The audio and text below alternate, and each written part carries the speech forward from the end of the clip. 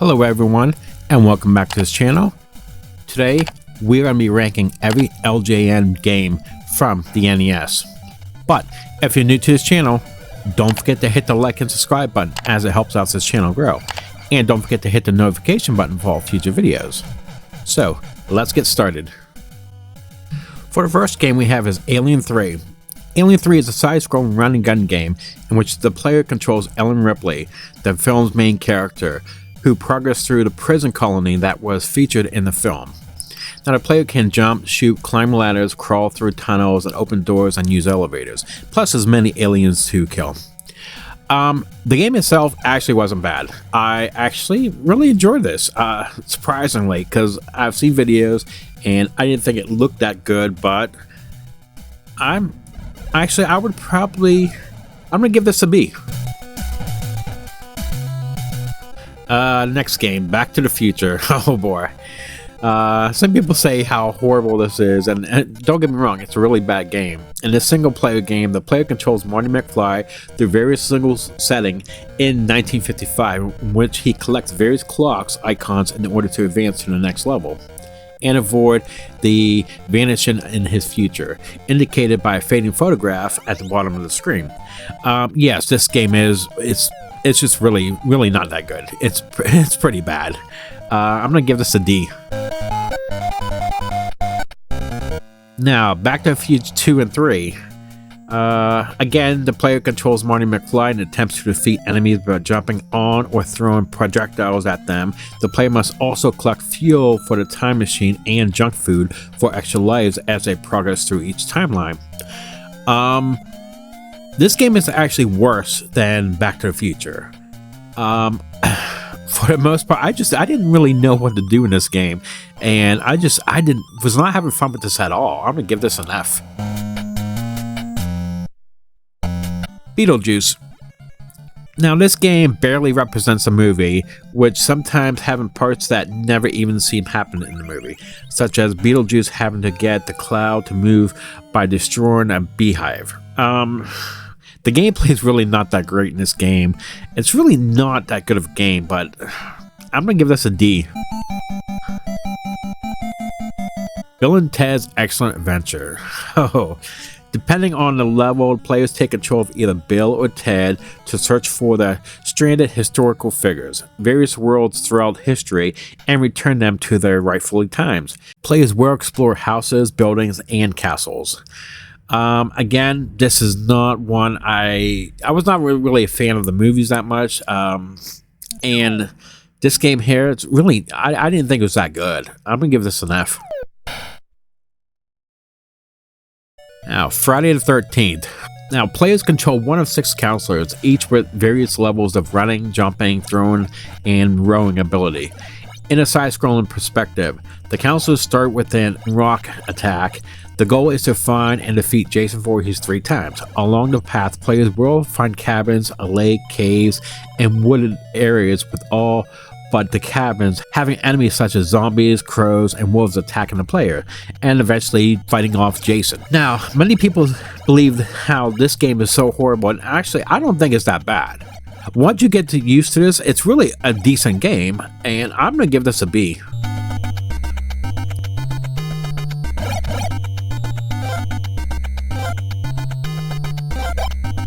Gotcha, the sport.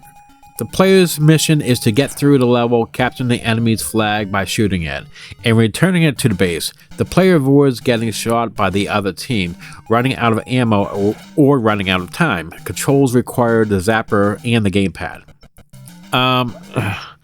This game was okay. I'm just gonna give this a C. The Incredibles Crash Dummies.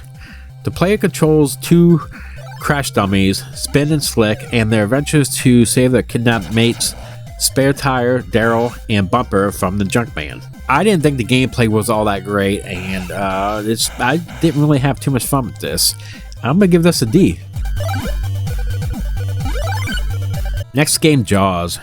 In the game, the player pilots a boat across the sea, randomly encounter groups of hostile sea creatures.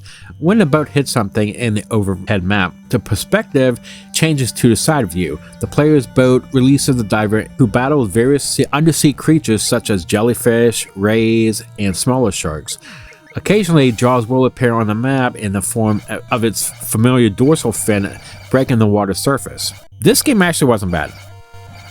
Again, like Friday the 13th, a lot of people hate this, but this is one of my go-to games. You can check online, and there's actually speedrunners and can beat this game within 5 minutes. So I enjoy this game occasionally, and I still play it today. I'm gonna give this a B.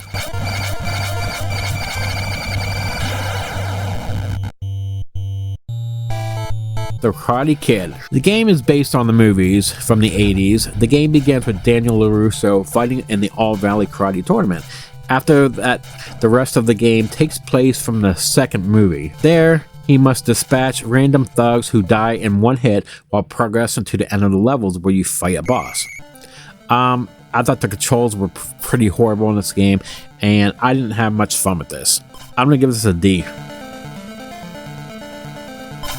Major League Baseball. Officially licensed by Major League Baseball, the game features all 26 teams that existed in 1987. Additionally, the lineups of the players' numbers are accurate to the team roster that year. Since the game did not have the endorsement of the Major League Baseball Players Association at the time, the team's members are only listed by numbers, not the name. I remember playing this as a kid, and this is probably one of my first baseball games I've ever played. And when I was younger, I liked it, but now it did not age that well at all. And I'm gonna give this a D. NFL. The players could control one of four options, either interconference, AFC, and NFC game, or the Super Bowl. Along with the option to choose a package to play during the game, players can directly control the entire team at once. This game was one of the first NFL games on a video game system, and it was not a good game at all. I didn't like this. I'm gonna give this an F. A Nightmare on Elm Street. The player takes control of one of an ordinary teenager. Additional teenagers can be controlled up to 3 other players. The objective is to collect the bones of the supernatural serial killer Freddy Krueger and dispose of them in the local high school's furnace. Again, like Friday the 13th or Jaws, people say this is horrible, but I had fun with this, and it is a hard game because you only get like 2 or 3 hits and then you die, and it's really easy to die in this game. But once you get used to it, it's actually a pretty fun game, and I'm gonna give this a B.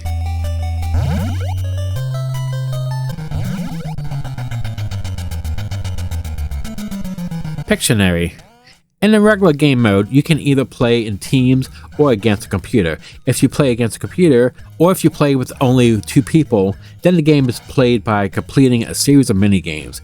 Every point scored revealing a part of the picture, and after the mini-game is over, you must guess what the picture is, based on the amount you've been able to reveal. I didn't have much fun with this game, and I'm gonna give this a D.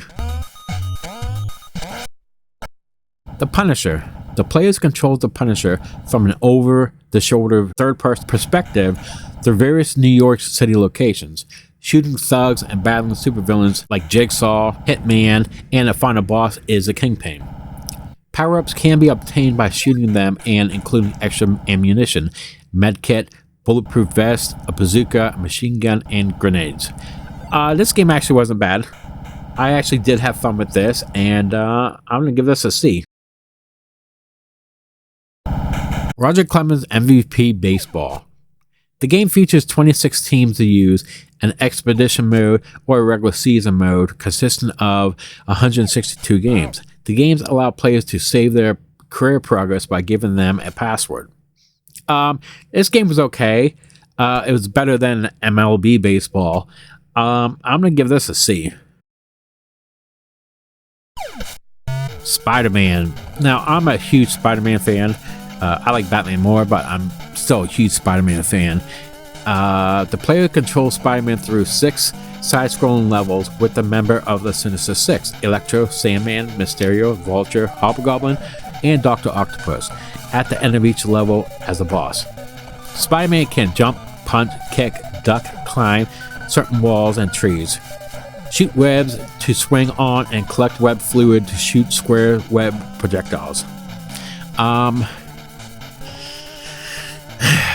I would really wanted to like this game, but it was just the controls were so bad in this game, and it was just not a good experience at all. I'm gonna give this a D.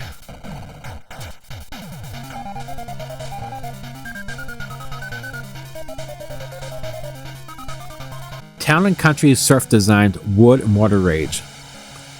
This game is divided into 3 events. You get the street skate session, a big wave encounter, and a wood and water rage. Each level, they control almost the same, except for the big wave encounter does control a little different. The controls they're a little off, and they're kind of hard to control in some of these, and I had a little bit of fun with this game, so I'm probably going to give this a C. Now, Town and Country 2 Thriller Safari. This game is a surfing, skateboarding mascot of the company Town and Country Surf Design. He's on a quest to save his girlfriend, Barbie Bikini, who has been kidnapped by a witch doctor named Wazula. This game, it's like the first one, which I did have fun with this. Both games are extremely hard. They're definitely going to give you a challenge, but I did have fun with this, and I'm going to give this a C. Terminator 2 Judgment Day. Man, boy, do I remember when this movie came out. This was like the biggest thing at the time. Terminator 2 is a side-scrolling action game. You play as a T-800 Terminator as a player's character. The NES version includes 5 levels based on the film. And as you expect, it's a movie-based game, so a lot of those were not good at this time, and this game wasn't that great. The controls were really sloppy in this game. The level designs weren't that great, and even the graphics were okay at the most part, but I don't know, it's really not that good of a game. I'm gonna give this a D.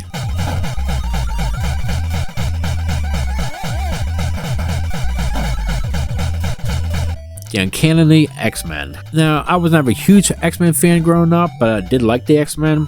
The object is to use several X-Men characters, each with special powers, to complete a series of missions.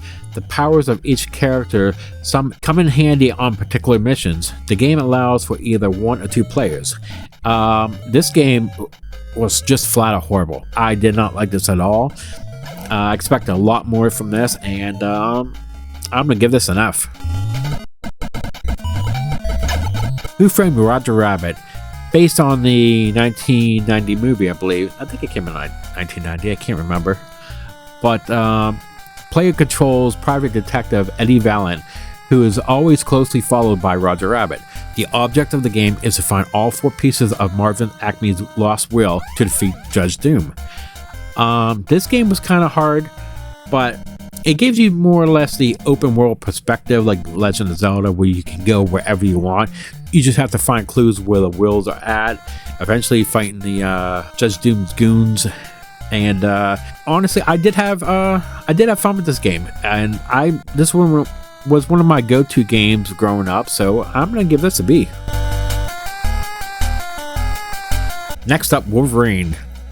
The player controls Wolverine, who has been imprisoned on a vast island through various stages into a final battle against evil mutants Magneto and Sabretooth. Now again, I like the X-Men movies. I like the X-Men cartoon growing up, and this game, like the X-Men game, it really wasn't that good. I didn't really have fun with this game. It was better than the X-Men game, but it wasn't that good. I'm gonna give this a D.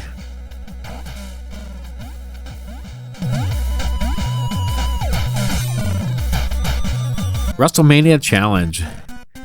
Now, growing up, I was a huge wrestling fan, and I still am today. This game features include fluid gameplay and unique movesets for each wrestler. Matches are presented in a high-angle view of the ring, which includes the wrestler's standing bar along their apron. An empty bar will render the players vulnerable to pinfall. And the game was better than WrestleMania, but it really wasn't that great. I'm probably going to give this a D. WWF Steel Cage Challenge. The modes include one-on-one, which is a regular match and a steel cage match, tag teams, WWF championships, choose one wrestler to defeat all the other wrestlers to become the WWF champion, and tag team champions. You choose 2 wrestlers and defeat combinations of the rest of the in a series of tag team matches to become the WWF tag team champions. I would say I think I liked it a little bit more than WrestleMania Challenge, so I'm probably going to give this a C. And finally, we have WWF King of the Ring. Each of the game's wrestlers poses the same basic moveset, consists of punch, kicks, and body slams. A suplex, a throw, a drop kick, stomps, elbow drops, and a move off the turnbuckle. There are no signature moves, but each wrestler is different in speed, strength, and stamina attributes. Now, the character models are a little bigger in this one compared to the other games, but this one, it's like WrestleMania. I did not have fun with this at all. I thought the graphics were just flat out horrible. I'm going to give this an F. So that will do it for this video. What did you think about these rankings? I know you're probably definitely going to disagree with me on some of these, but I would like to know what your rankings are in some of these games, what you would give some of these. So leave that in the comments below. And I'm going to try to have more of these ranking videos coming soon. So until next time, peace out.